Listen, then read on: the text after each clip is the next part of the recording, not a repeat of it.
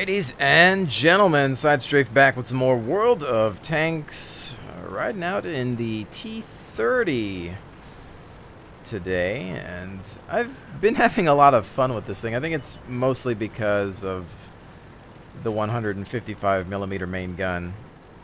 Just being able to smack somebody with that much damage is going to be something that puts a smile on your face, and that can be said for a whole lot of tanks, of course.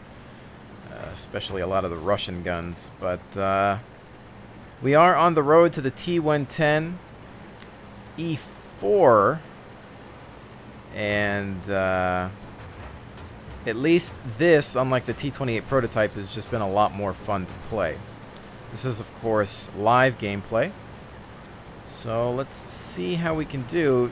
It hasn't really been my favorite map. We are spotted here. I'm going to turn the turret towards the threats. Already taking damage from a T43. Probably need to hug the wall a little bit more to avoid that happening in the future. So fuel tank is hit, which means that's going to increase our chance to catch fire if we're not careful. I do have an auto extinguisher though, so I don't feel too bad about that. We just need to maintain cover and kind of disappear for a little bit now. Knocking down that tree is not going to help us out, IS-3. Alright. Sometimes you just got to sit still and hope to disappear. I don't know what kind of scouts we might be dealing with down below, but we'll find out. This wall will protect a little bit of the lower plate, at least for a shot. And they are completely invisible. No eyes on targets. We do have some last known locations on the mini-map, but we'll just have to hold for a while. The gun isn't that accurate at all, and sometimes the thing will just bounce at the weirdest moments, but oh wait, let's see if we can throw one into the T20. He's done. Probably not a great idea trying to cross that bridge so early. This weapon, I think, sometimes best used in a medium-ranged city fight. If you do manage to land a shot at distance, it's definitely satisfying, but it's very unpredictable. So everything you've heard about it from others is definitely true in that respect. Some decent rolls. I think the gun does about 700 or so damage. I want more power, of course. This is a tough shot right here, as you can see, but you know what? Let's hope that the shot will actually go a little lower. Actually, perfect, right into the side of the turret on the IS-3. Turned the wrong way there. We've already got 2,120 damage in.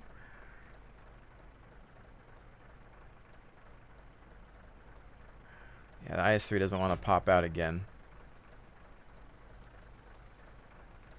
Those targets to the north, we don't have contact due to the mountain being in the middle.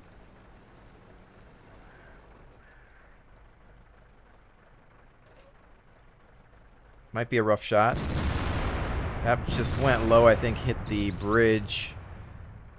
Somebody else strikes him. 2 hit points remaining. It'd be a shame to waste the shell on that, but I will fire if I have the opportunity. ISU 152. Can we finish him off before he ducks back in the cover? Wow. A ricochet on a light tank, the 5916 Chinese light. What a bouncy turret those things have. I'm thinking that's where it hit, but I don't know. The power of a 155, even at this range, I'm not so sure about that. Finishing off the ISU 152 on that one. They are trying to cap now.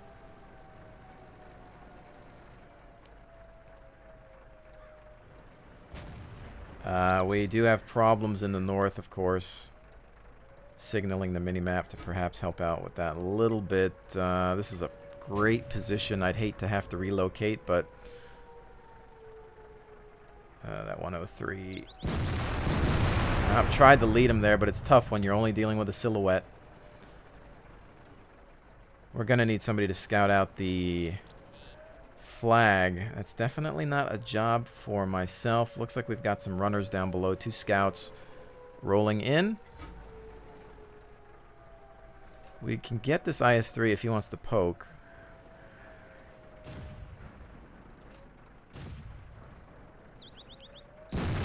DLC done. T69, I'd love to take him out, but there we go. 760. He's going to be thinking twice about that. Gun is really satisfying this match. Do we have any eyes? Nope, they're just behind the mountain there. 5916. I think I'm going to go for this 103. There we go. Finishing him off. I believe somebody else struck him first.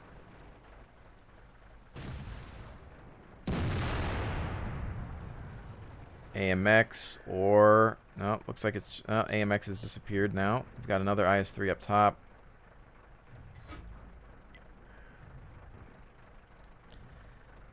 I really hope they stop that 5916. If they don't stop him, I'm going to get lit.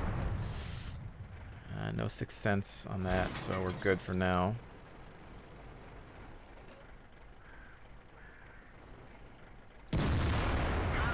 Rough lead on that one. I almost thought I'd missed him, but we got him. We've got a T54E1 dealing with a T34 up north. Hopefully that autoloader comes into play. Could run circles around him. E50 down below. IS-3 in the distance. Just kind of losing him there. He might be popping up. 713 direct hit on that one. I tell you what, I will be extremely upset if we lose this because I've got a lot of damage under my belt right now. IS-3s are weak at this point in time. That IS-3, I believe, is moving back up. I could blind fire this. There we go. No need. No need at all. Just play it cool. This IS-3 is wanting to come out. He's done. And this game should be ours. The gun is on the money today with the T30. Now it's time to... I don't really have this gun depression. Let's see if I can get to it. I've lost him. Apparently he's hidden behind something. There's the AMX. Shot into him. Somebody grabbing the kill on that one. Fantastic. 5,653 damage on that T30 game. Actually, one of my better games with the T30. But that is a best case scenario game for this vehicle. As you can see here, we had a lot to do with the enemy team's misery. Boom, loving it. That's the kind of game I like to see with this thing. Not even having to take a hit other than that T43 at the beginning. So it was pretty safe after that. Got into a really stellar position there. Just fantastic sniping position for a tank that isn't really that great when it comes down to the accuracy. You can see it's 0.39. Obviously, ever since patch 8.6, things have been a little bit better in regards to gun accuracy. But still, I just feel like this thing is really finicky. You can see that we bounced the shot off of a 5916, which if we look at that Chinese tank right here, let's say he even had the last turret 45 millimeters, 30 and 20 sides and rear. Simply just bounced off of the curvature. And you'd think that something that can still do average 276 penetration wouldn't really have a problem with that. But welcome to World of Tanks. So that was a really fantastic game in that vehicle. You know, I really hadn't intended to turn this into a T30 review or guide of any sort. Most people know about this bad boy. It's been around for a long time. And I think a lot of people hate on it because many of you remember what it used to be like back in the day when it was a, when I believe it was the Tier 10 American Heavy. And so everybody tends to hate on it because it's not that tank anymore. Well, as a TD, trust me, it's fantastic in the right hands, as you can clearly see there. You really shouldn't play it like some sort of, brawler. It does still play like a heavy tank with a giant gun, in my opinion, so I would run it as such, and most of the time I do. In that case, that was one of the rare situations where I just went full-on sniper. You can see I'm not really kitted out for sniping duty. I don't have any camo nets or binoculars. It's laying drive, rammer, and vents, and even a lot of my abilities here are more so built for a medium range fighter, if you will. So your turret's still going to be beast. Obviously, these things are really similar to each other. The T29, this whole family, the T family, I guess, T29, T34, T30, they all have similarities. You know their weak spots are pretty much shared amongst the hull. There's some minor differences. The T34 actually has another plate of armor on the back of its turret, giving it 203 on the rear there, but this T30 doesn't have that, kind of like the T29. So there is that. You keep it hull down, it's really a tough nut to crack. Of course, the cupola is always a weak spot, which is easier to hit, again, ever since 8.6. So, simple things there. I hear that some people like keeping the 120. No thanks. I'd rather have the alpha damage. I know the reload time can be painful, but just make sure you're surrounding yourself with other tanks, and you'll be good to go. Because they'll cover you, hopefully. And especially if you're platooning and you've got somebody with a rate of fire that can cover you while you're doing that reload, then you're good to go. But the alpha damage, when it strikes, it's just so satisfying. And you're going to end up with games like we did there. But again, I want to keep this short. I don't really mean to turn it into any type of review.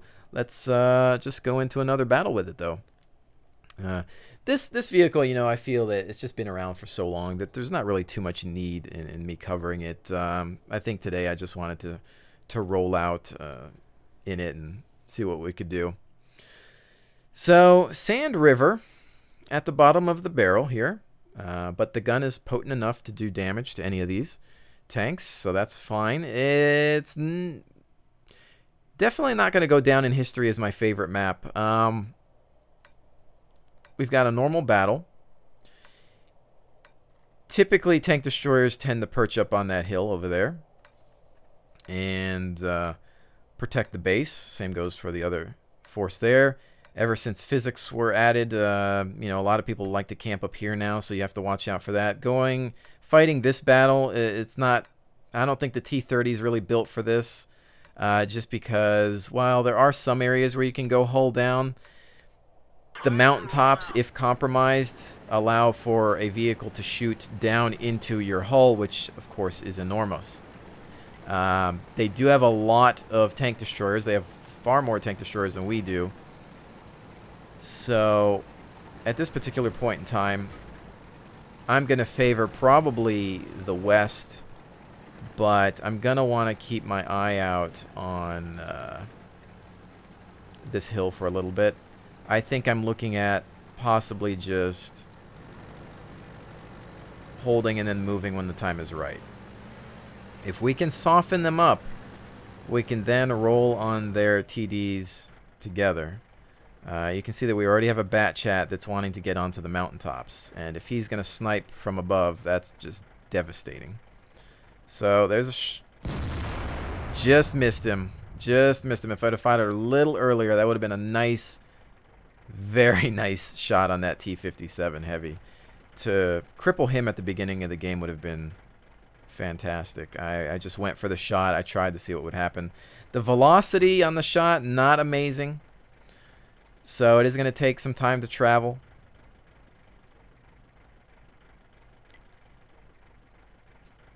Again, I really don't enjoy playing this as a sniper. I'm not set up for it, but... Just twitched my shot there. Oh, fantastic. And he's on fire, but we're going to need to back out here. I think he had an auto extinguisher. Again, no artillery, so we should be safe if we back off for a little bit. Can we see this bat chat? No, sir. 57 down. Good. Good tank to have dead already. M103, you know, that kind of shot where you just have a bit of the turret there, that's the type of shot you generally don't want to make with a T30.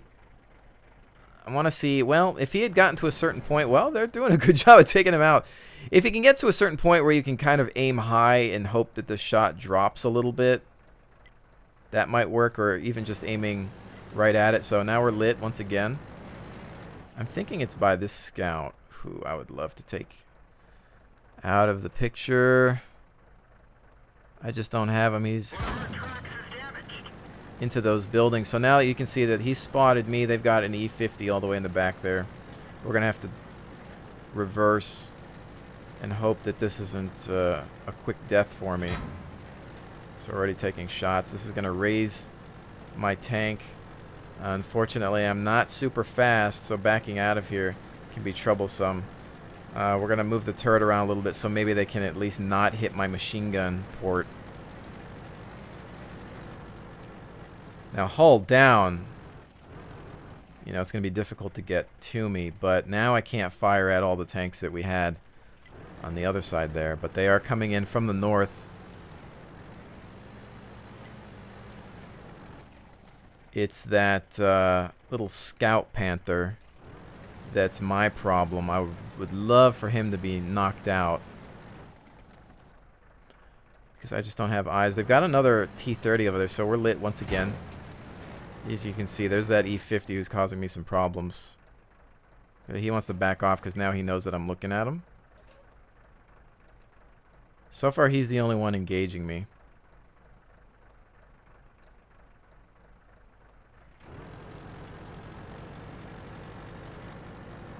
So it might have just been the E50 on his own scouting me. I really don't like being in this position, but it's hard for me to charge that point. That E50 actually put himself in a spot that most people aren't prepared for.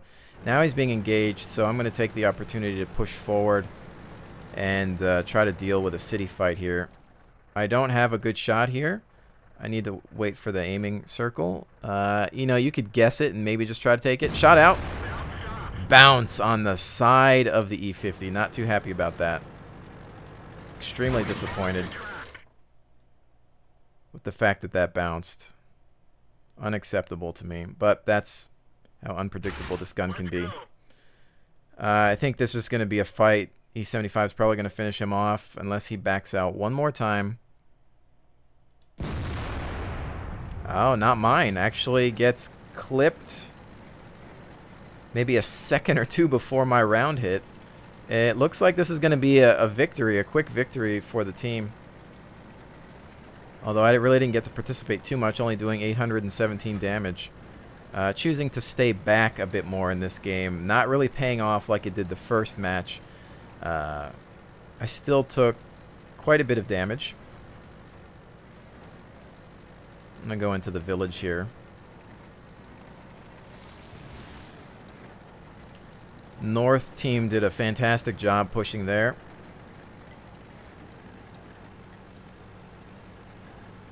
Looks like we've got Yag Tiger and a Foch, I believe.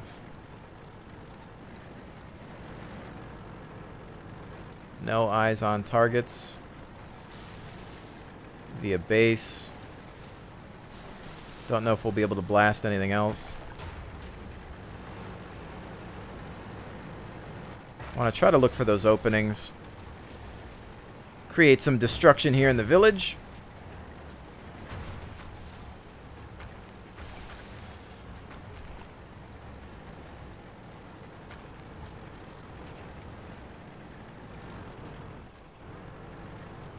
Yeah, they're just behind that dune, I believe. Still the Yag Tiger and Foch watching each other's backs. We'll roll in, see what we can do. Don't think much will happen.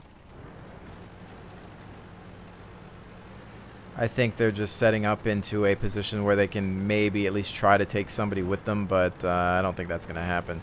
Yag Tiger is just going to get encircled.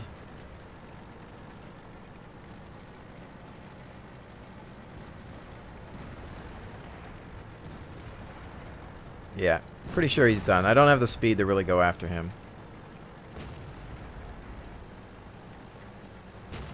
Alright, well, in that match, I thought, you know, let me do some Overwatch.